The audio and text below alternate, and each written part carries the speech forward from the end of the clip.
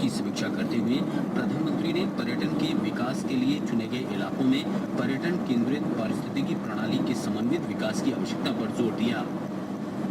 बैठक में गृह मंत्री राजनाथ सिंह, अंडमान निकोबार द्वीप समूह और लक्षद्वीप के उपराज्यपालों तथा केंद्र सरकार के वरिष्ठ अधिकारियों ने हिस्सा लिया।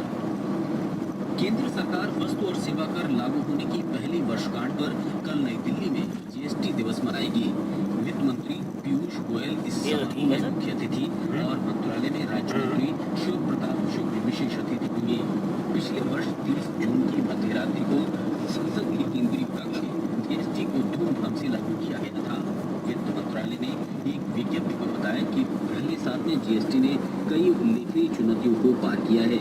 जीएसटी परिषद की अभी तक 27 बैठकें हो चुकी हैं। सभी निर्णय आम सहमति से लिए गए हैं, जो सहकारी संघवाद का बेहतरीन उदाहरण है।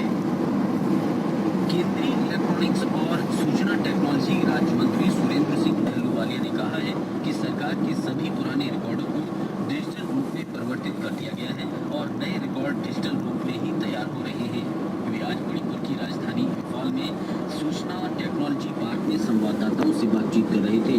श्री अहलूवालिया ने कहा कि पूर्वोत्तर के बहुत से लोग आज देश विदेश के बिजनेस प्रोसेस आउटसोर्सिंग केंद्र यानी बीपीओ में काम कर रहे हैं।